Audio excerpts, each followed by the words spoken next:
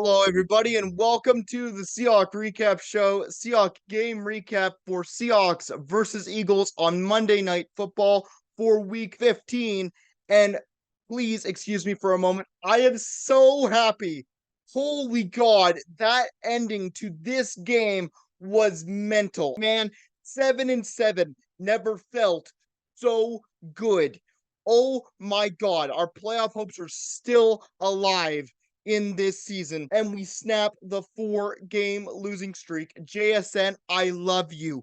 Oh my God, the catch that you made to give us the lead was absolutely beautiful, my friend. And Julian Love, you take over Jamal Adams' job. I do not care at any moment ever again. You are the coverage safety that we expected Jamal Adams to be, and you made a fantastic game out of what you have done for the Seahawks. So you take his job. I don't care. But anyways, let's recap this game, shall we? It was a 20-17 win for the Seahawks at home over the Eagles.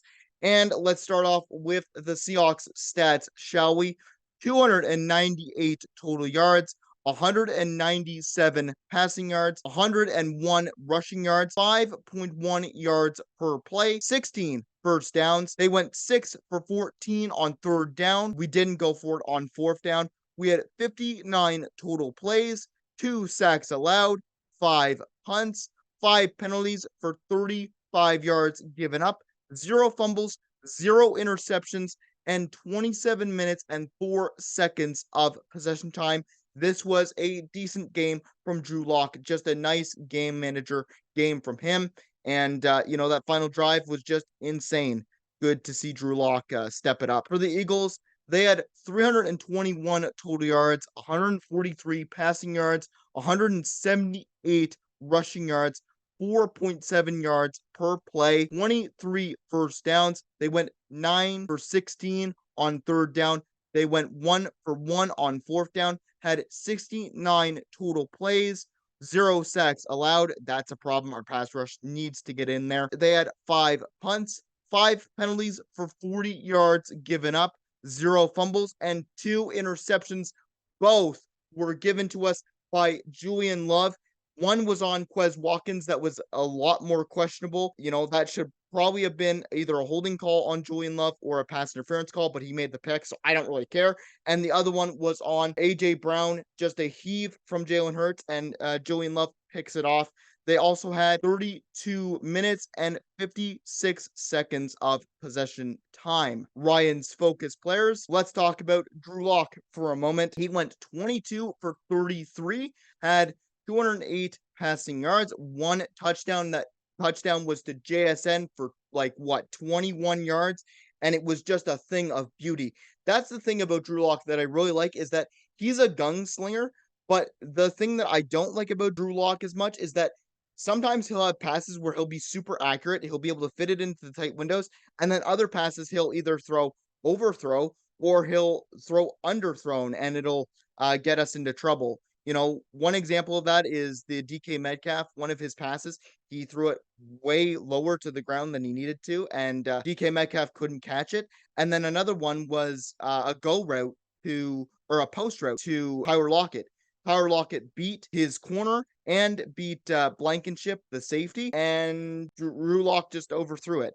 And that was a big problem, but good game from Drew Lock. Regardless, I thought also Geno Smith was going to play in this game, but he was on the sideline for the entire game. So he was active, but he just wasn't playing. Next up is Kenneth Walker the third. What an explosive game from him. 19 carries, 86 yards, averaged 4.5 yards per carry, 1 rushing touchdown. That rushing touchdown, he hasn't had a rushing touchdown since week 6. When I heard that on the broadcast, I was like, oh my God.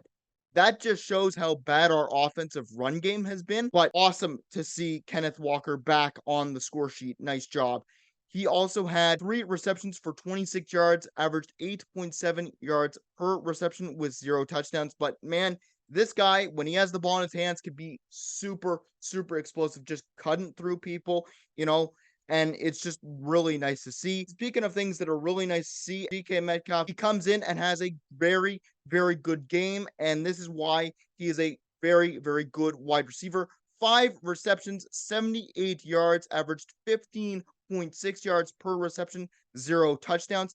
But man, he was instrumental on that final drive. His second half was so great. His first half of the game was kind of abysmal because he only had 2 targets, 1 reception for 8 yards. But after that half, he got into it. He got into a groove and he made some big plays. He had a very big jump ball into double coverage and he just caught the ball and made sure that we got into position to where we could score on the final drive. He was instrumental, even though he didn't get the touchdown. It'll go to JSN. Let's talk about the Eagles for a second. It's Jalen Hurts, 17 for 31, 143 passing yards, 0 touchdowns, the 2 interceptions.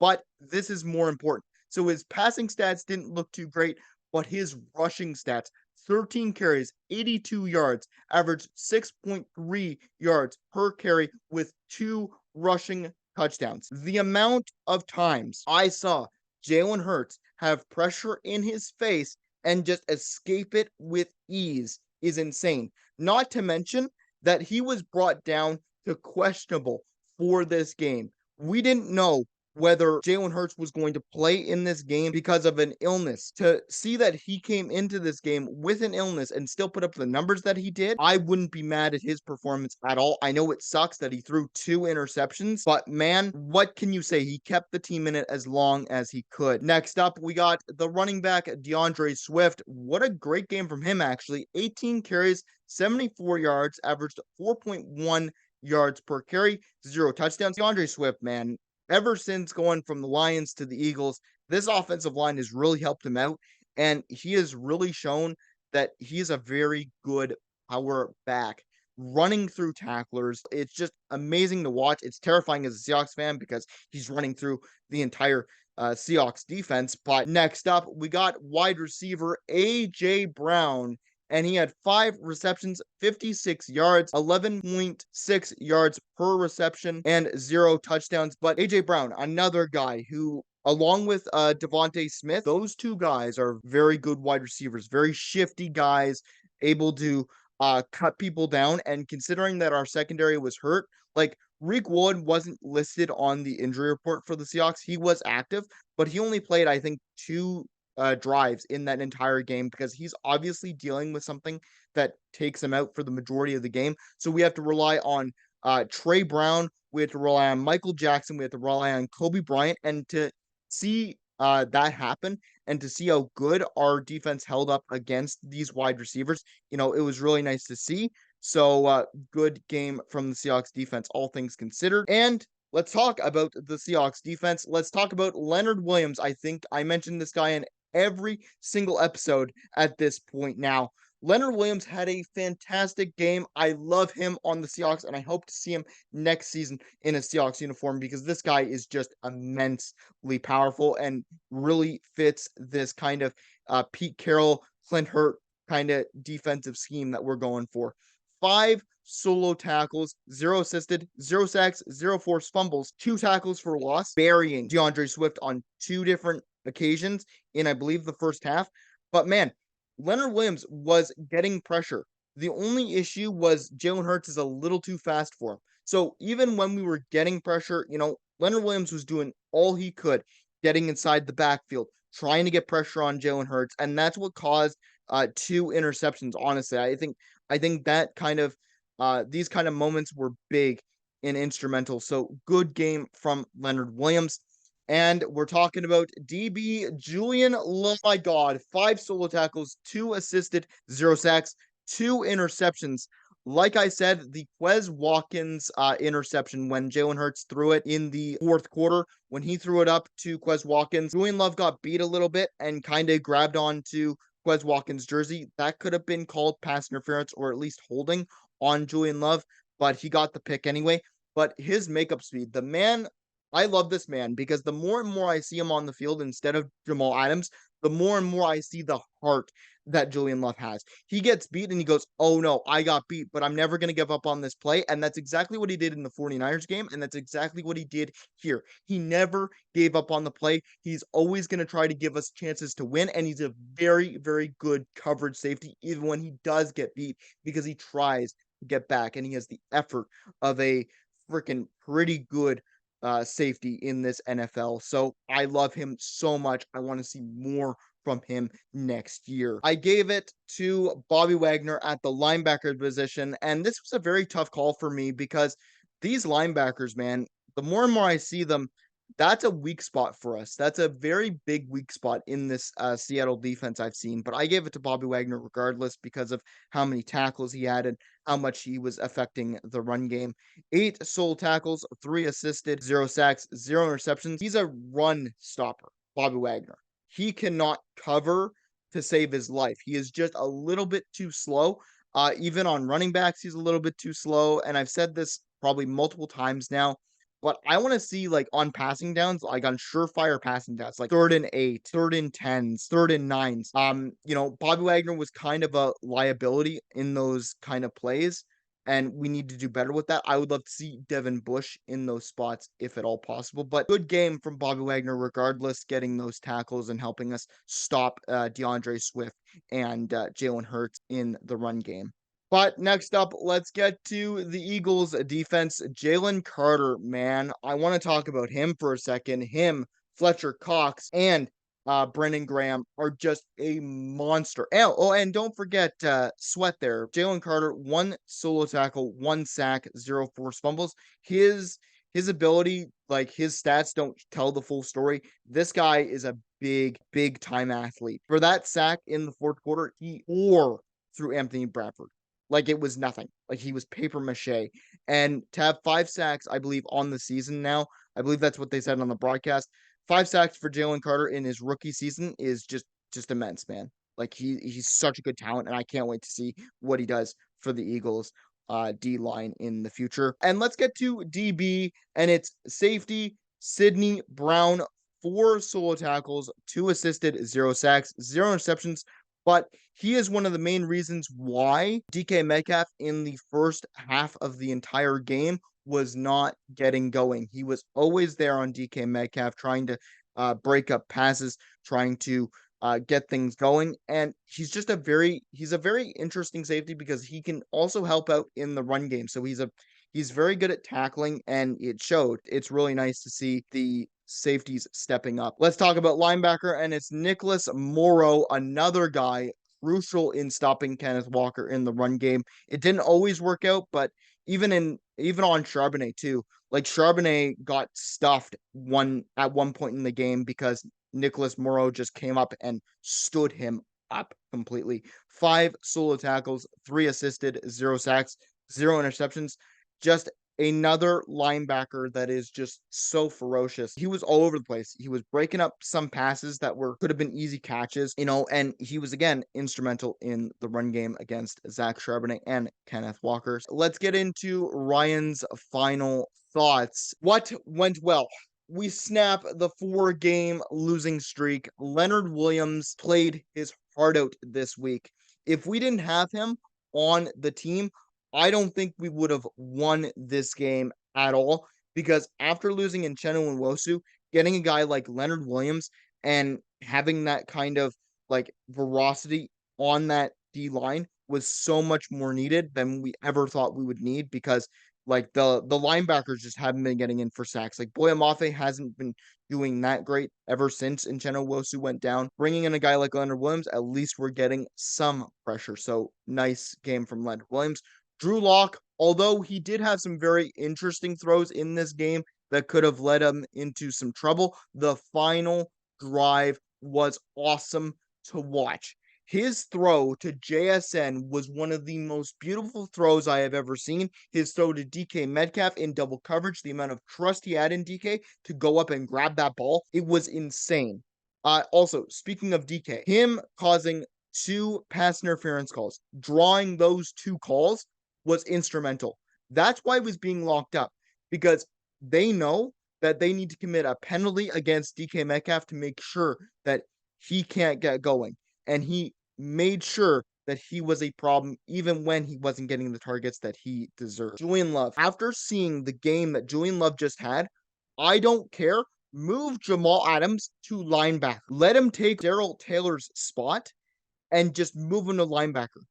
Because right now, Julian Love has showed more coverage and more heart as a safety than Jamal Adams has this entire season. Let Jamal Adams rush the passer because that is what he's good at. What to improve on? Although the defensive line played great, I would have loved to see a more containment strategy when it came to Jalen Hurts.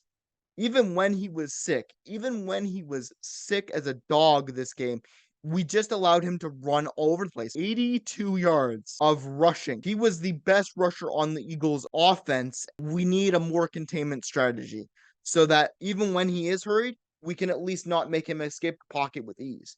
Because that's the problem that we had. We had nobody that was there to help stop him from getting plays in. Another thing I want to talk about is the amount of times in third down situations that we let up on defense. There was a drive there where I believe it was the first or the second drive of the Eagles in the entire game that we gave up like 3 or 4 first downs in a row, and it was like 3rd and 9s, and we were just giving them up because we had soft coverage and they were just taking advantage of it and keeping us honest. And I really do believe that we need to make sure that we're a lot more aggressive when it comes to where the sticks are so that we don't get beat underneath and give them too much cushion. Final thoughts.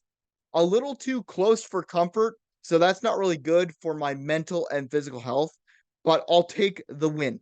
Honestly, 7-7 never felt so good, and honestly, I wish I could have recorded last night, but it was like 11:43 by the time the game ended, and I really did need to go to bed because I was so overcome with emotion. I was literally shaking. I was shaking with excitement. Like the amount of stress and the amount of anxiety I have in Seahawks games, especially when there's a game on the line where this was a must win game. Props to Philly, man.